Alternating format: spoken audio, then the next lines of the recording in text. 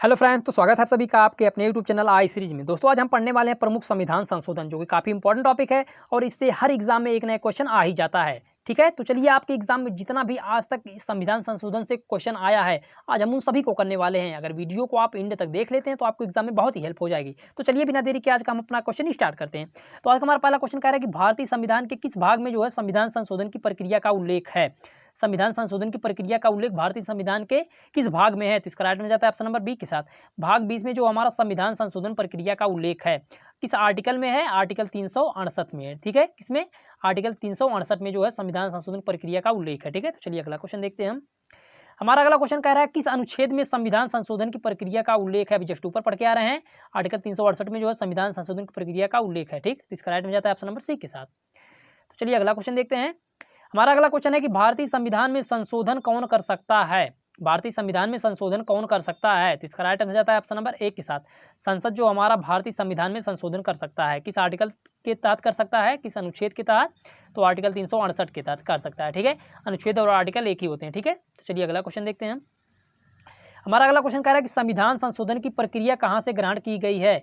संविधान संशोधन की प्रक्रिया कहाँ से ग्रहण की गई है? तो इसका राइट आंसर जाता है ऑप्शन नंबर सी के साथ। दक्षिण अफ्रीका से जो हमारा संविधान संशोधन की प्रक्रिया जो है ग्रहण की गई है। ठीक है, इस आर्टिकल में है जो संविधान संशोधन की प्रक्रिया है, आर्टिकल 368 में है। ठीक है, किसमें है? आर्टिकल 368 में है। संविधान संशोधन की प्रक्रिया कहाँ से ग्रहण की गई है? दक्षिण अफ्रीका से। ठीक है, तो चलिए अगला क्वेश्चन देखते हैं हम। हमारा अगला क्वेश्चन कह रहा है कि 9वीं अनुसूची को संविधान में किस अधिनियम के तहत मान्यता मिली या जोड़ा गया? 9वीं अनुसूची को संविधान में किस अधिनियम के तहत जोड़ा गया? तो इसका राइट आंसर जाता है ऑप्शन नंबर ए के साथ। देखिए, प्रथम संविधान संशोधन अधिनियम 1951 के माध्यम से जो है 9वीं अनुसूची को संविधान में जोड़ा गया। ठीक है, आप सभी को पता होगा संविधान में जो हमारी 12 अनुसूचियां हैं, ठीक, अब 12 में से 9वीं अनुसूची को जो है प्रथम संविधान संशोधन अधिनियम 1951 के माध्यम से जोड़ा गया था। और प्रथम 9वीं अनुसूची में है क्या? जमींदारी प्रथा का अंत। क्या है? जमींदारी प्रथा का अंत इसमें है। जमींदारी प्रथा का अंत या भूमि सुधार। ठीक है, आपसे चाहे जो क्वेश्चन पूछे, या जमींदारी प्रथा पूछे या भूमि सुधार पूछे या 9वीं अनुसूची को संविधान में कब जोड़ा गया है, उस सभी का एक आंसर है। क्या है? प्रथम संविधान संशोधन नियम 1951। ठीक है, तो चलिए अगला क्वेश्चन देखते हैं हम। हमारा अगला क्वेश्चन कह रहा है कि आवश्यक पदार्थों के उत्पादन, आपूर्ति, वितरण का अधिकार राज्य सूची से हटाकर केंद्र सूची में शामिल कर दिया गया किस अधिनियम के तहत? तो इसका राइट आंसर जाता है ऑप्शन नंबर डी के साथ। ठीक है, तीसरा संविधान संशोधन अधिनियम 1954 के माध्यम से प्रमुख पदार्थों के उत्पादन, आपूर्ति, वितरण का अधिकार पहले राज्य सूची को था, लेकिन इसके माध्यम से केंद्र सूची में शामिल कर दिया गया है। ठीक है, तो चलिए अपना अगला क्वेश्चन देखते हैं हम। तो हमारा अगला क्वेश्चन कह रहा है कि भारत तथा बांग्लादेश के बीच भूभागों का आदान प्रदान किस अधिनियम के तहत किया गया? भारत और बांग्लादेश के बीच जो है भूमि का जो है आदान प्रदान किस अधिनियम के तहत किया गया? तो इसका राइट आंसर जाता है ऑप्शन नंबर डी के साथ। 100वां संविधान संशोधन नियम 2015 के माध्यम से जो है भारत और बांग्लादेश के बीच जो है भूभागों का आदान प्रदान किया गया। ठीक है, आपके एग्जाम में एक क्वेश्चन ये पूछता है कि भारत और बांग्लादेश के बीच जो है सीमा साझा कब हुआ था, सीमा समझौता कब हुआ था? तो 1974 में जो है भारत और बांग्लादेश के बीच जो है सीमा साझा हुआ था। ठीक है, तो चलिए अगला क्वेश्चन देखते हैं हम। हमारा अगला क्वेश्चन कह रहा है कि भारत में जीएसटी को किस अधिनियम के तहत मान्यता मिली?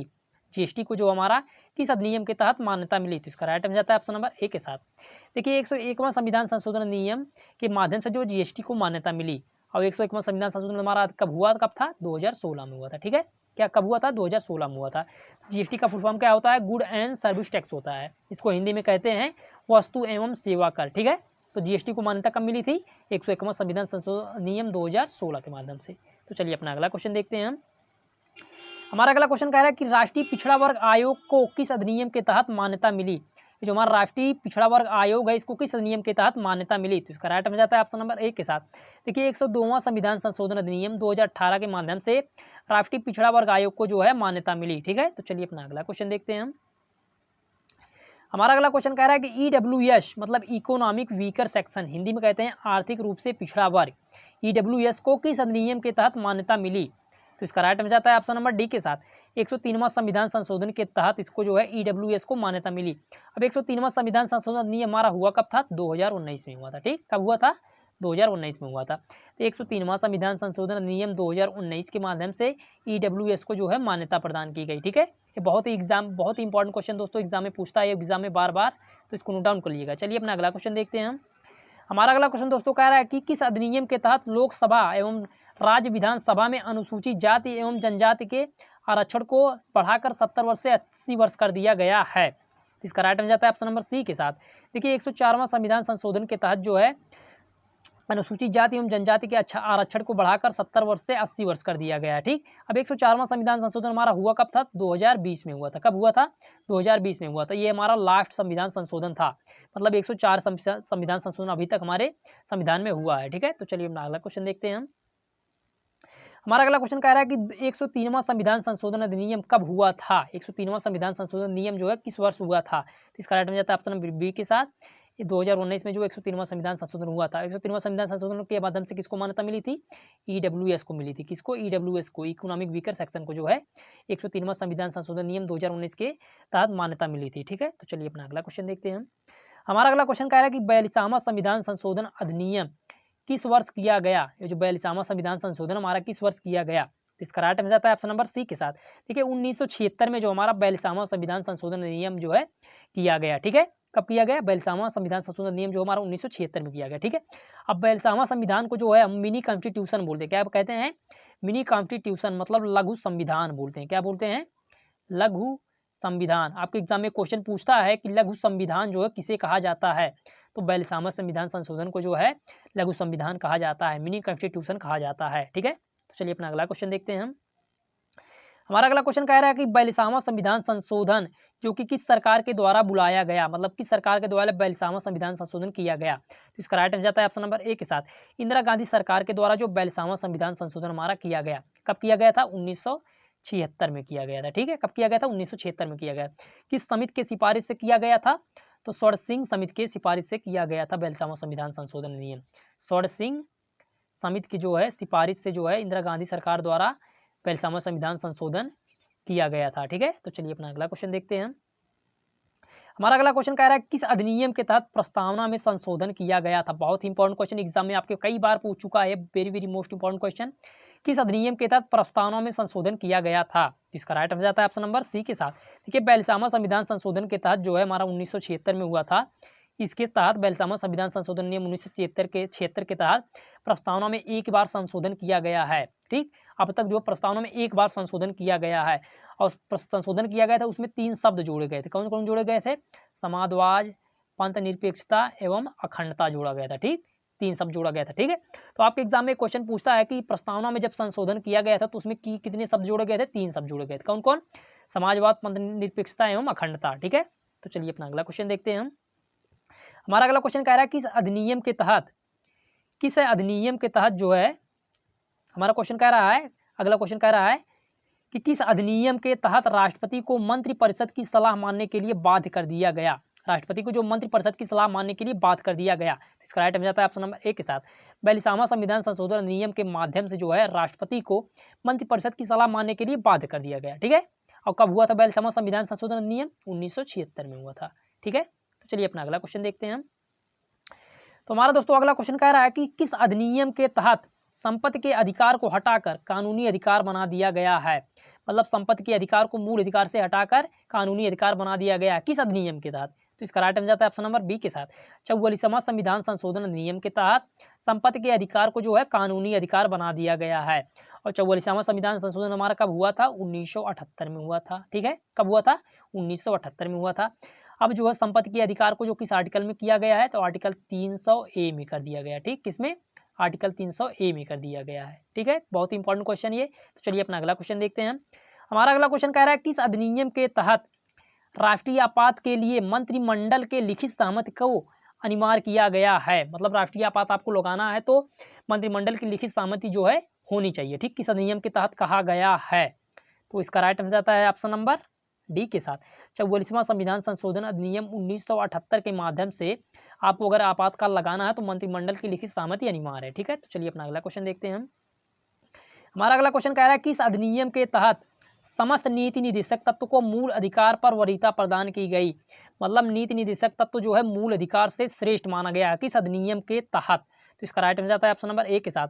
42वां संविधान संशोधन अधिनियम 1976 के माध्यम से जो है समस्त नीति निदेशक तत्व को जो है मूल अधिकार पर वरीयता प्रदान किया गया। ठीक है, और हमारा डीपीएसपी, इसी नीति निदेशक तत्व को हम इंग्लिश में कहते हैं DPSP, directive principle of state policy. ये चौथे भाग में है। ठीक, चौथे भाग में है, चौथे भाग में है, आर्टिकल 36 से 51 तक। ठीक है, तो चलिए अपना अगला क्वेश्चन देखते हैं हम। हमारा अगला क्वेश्चन कह रहा है कि मौलिक कर्तव्य को संविधान में कब जोड़ा गया। आज मौलिक कर्तव्य है हमारा, इसको संविधान में कब जोड़ा गया। तो इसका राइट में जाता है ऑप्शन नंबर डी के साथ, 42वां संविधान संशोधन नियम 1976 के माध्यम से जो हमारा मौलिक कर्तव्य को संविधान में जोड़ा गया। मौलिक कर्तव्य हमारा किस भाग में है, तो भाग हमारा किस भाग में है, भाग 4 का में है। ठीक, किसमें है, भाग 4 का में है। किस आर्टिकल में है, तो आर्टिकल 51 का में है। ठीक है, क्या है, आर्टिकल 51 का में। अब आपसे चाहे जो क्वेश्चन पूछे कि भाग 4 का को संविधान में कब जोड़ा गया था, आर्टिकल 51 का को संविधान में कब जोड़ा गया था, या मौलिक कर्तव्य को संविधान में कब जोड़ा गया, सभी का एक आंसर क्या, 42वां संविधान संशोधन नियम 1976 के माध्यम से इन सभी को संविधान में जोड़ा गया था। ठीक है, तो चलिए अपना अगला क्वेश्चन देखते हैं हम। हमारा अगला क्वेश्चन कह रहा है कि आर्टिकल 20 मतलब अनुच्छेद 20 तथा अनुच्छेद 21 को आपातकाल के दौरान भी निलंबित नहीं किया जा सकता, किस अधिनियम के तहत। तो इसका राइट में जाता है ऑप्शन नंबर ए के साथ, 44वां संविधान संशोधन नियम 1978 के माध्यम से जो है आर्टिकल 20 तथा 21 को आपातकाल के दौरान भी निलंबित नहीं किया जा सकता है। ठीक है, तो 144वां संविधान संशोधन हमारा कब हुआ था, 1978 में हुआ था। ठीक है, तो चलिए अपना अगला क्वेश्चन देखते हैं हम। हमारा अगला क्वेश्चन कह रहा है कि दल विरोधी कानून को जोड़ा गया, दल बदल विरोधी कानून को जोड़ा गया किस अधिनियम के तहत। तो इसका राइट हो जाता है ऑप्शन नंबर सी के साथ, 52वां संविधान संशोधन अधिनियम 1985 के माध्यम से दल बदल विरोधी कानून को जोड़ा गया। ठीक है, कब जोड़ा गया, 1985 में 52वां संविधान संशोधन के माध्यम से। और दल बदल विरोधी कानून किस अनुसूची में है, अनुसूची 10 में है। ठीक है, किसमें है, अनुसूची 10 में है। ठीक, आप आपसे चाहे जो क्वेश्चन पूछे, या दल बदल विरोधी कानून पूछे या पूछे 10वीं अनुसूची को संविधान में कब जोड़ा गया, सबका एक आंसर क्या, 52वां संविधान संशोधन नियम 1985। ठीक है, तो चलिए अपना अगला क्वेश्चन देखते हैं। हमारा अगला क्वेश्चन कह रहा है कि 10वीं अनुसूची को संविधान में कब जोड़ा गया, 10वीं अनुसूची को संविधान में कब जोड़ा गया। अभी ऊपर जस्ट पढ़ के आ रहे हैं, 52वां संविधान संशोधन नियम 1985 के माध्यम से जो है 10वीं अनुसूची को संविधान में जोड़ा गया। और अनुसूची कितने संविधान में, हमारी 12 है। ठीक है, तो चलिए अपना अगला क्वेश्चन देखते हैं हम। हमारा अगला क्वेश्चन कह रहा है कि भारतीय संविधान में 11वीं अनुसूची को संविधान में कब जोड़ा गया, 11वीं अनुसूची को संविधान में कब जोड़ा गया। तो इसका राइट में जाता है ऑप्शन नंबर ए के साथ, 73वां संविधान संशोधन अधिनियम के माध्यम से जो है 11वीं अनुसूची को संविधान में जोड़ा गया। और 73वां संविधान संशोधन हमारा हुआ कब था, तो 1992 में हुआ था। कब हुआ था, 1992 में हुआ था। इसी के माध्यम से जो है 11वीं अनुसूची को संविधान में जोड़ा गया था। ठीक है, अब 11वीं अनुसूची में है क्या, पंचायत राज व्यवस्था है। क्या है, पंचायत राज व्यवस्था का जो है 11वीं अनुसूची में जो है गठन किया गया है। ठीक है, अब आपसे कोई क्वेश्चन पूछ सकता है कि पंचायती राज व्यवस्था का गठन किस अधिनियम के तहत किया गया था, या पंचायती राज व्यवस्था को जो है किस अधिनियम के तहत मान्यता मिली। 73वां संविधान संशोधन नियम 1992 के तहत इसको मान्यता मिली। ठीक है, और किस आर्टिकल में है पंचायती राज व्यवस्था, आर्टिकल जो है हमारा 40 में है। ठीक है, किस में है, आर्टिकल 40 में है। तो चलिए अपना अगला क्वेश्चन देखते हैं हम। हमारा अगला क्वेश्चन कह रहा है कि 8वीं अनुसूची में सिंध भाषा को जोड़ा गया, सिंध भाषा को कब जोड़ा गया। आपको पता है हमारे जो है संविधान में संविधान में जो 12 अनुसूचियां हैं, और 12 अनुसूचियां में जो हमारी अनुसूची 8 है, अनुसूची 8 में जो हमारी 22 भाषाएं हैं, 22 भाषाओं में सबसे पहले जो है सिंधी को जोड़ा गया था। ठीक है, आपके एग्जाम में क्वेश्चन पूछता है कि 8वीं अनुसूची में सबसे पहले किस भाषा को जोड़ा गया था, तो सिंधी भाषा को जोड़ा गया था। ठीक, किस अधिनियम के तहत जोड़ा गया था, तो 21वां संविधान संशोधन अधिनियम 1967 के माध्यम से सिंधी भाषा को 8वीं अनुसूची में जोड़ा गया था। ठीक है, तो चलिए अपना अगला क्वेश्चन देखते हैं हम। हमारा अगला क्वेश्चन है कि नेपाली मणिपुरी कोंकणी को 8वीं अनुसूची में कब जोड़ा गया। 22 भाषाओं में नेपाली मणिपुरी कोंकणी भी आते हैं, इनको 8वीं अनुसूची में किस अधिनियम के तहत जोड़ा गया था। तो इसका राइट में जाता है ऑप्शन नंबर डी के साथ, 71वां संविधान संशोधन नियम के माध्यम से नेपाली मणिपुरी एवं कोंकणी को संविधान में जोड़ा गया था। ठीक है, अब 71वां संविधान संशोधन नियम हमारा हुआ कब था, तो ये भी हमारा 1992 में हुआ था। ठीक है, तो चलिए अपना अगला क्वेश्चन देखते हैं हम। हमारा अगला क्वेश्चन कह रहा है कि बोडो, डोगरी, मैथिली, संथाली को 8वीं अनुसूची में कब शामिल किया गया। 22 भाषाओं में के अंतर्गत ये भी 4 आते हैं, इनको संविधान में कब जोड़ा गया था, मतलब 8वीं अनुसूची में कब जोड़ा गया था, तो 92वां संविधान संशोधन नियम 2013 के माध्यम से जो है बोडो, डोगरो, मैथिली, संथाली को जोड़ा गया था। ठीक है, तो चलिए अपना अगला क्वेश्चन देखते हैं हम। तो हमारा अगला क्वेश्चन कह रहा है कि 12वीं अनुसूची को संविधान में कब जोड़ा गया। 12वीं अनुसूची जो हमारे इसको संविधान में कब जोड़ा गया था, तो इसका राइट में जाता है ऑप्शन नंबर बी के साथ, 74वां संविधान संशोधन नियम 1992 के माध्यम से 1992 के माध्यम से जो 12वीं अनुसूची को संविधान में जोड़ा गया था। ठीक है, और 12वीं अनुसूची में का किससे संबंध है, तो नगर निगम से। किससे है, नगर निगम से जो है 12वीं अनुसूची का संबंध है हमारा। ठीक है, तो चलिए अपना अगला क्वेश्चन देखते हैं हम। तो हमारा दोस्तों अगला क्वेश्चन कह रहा है कि 0 से लेकर 6 वर्ष तक के बच्चों को निःशुल्क एवं अनिवार्य शिक्षा का प्रावधान किस अधिनियम के तहत किया गया है। तो इसका राइट में जाता है ऑप्शन नंबर ए के साथ, 86वां संविधान संशोधन नियम 2002 के माध्यम से 0 से लेकर मतलब शैशवावस्था से लेकर 6 वर्ष तक के बच्चों को निःशुल्क एवं अनिवार्य शिक्षा का प्रावधान किया गया है। ठीक है, और किस आर्टिकल में किया गया है? तो आर्टिकल 45 में किया गया है। ठीक, किसमें?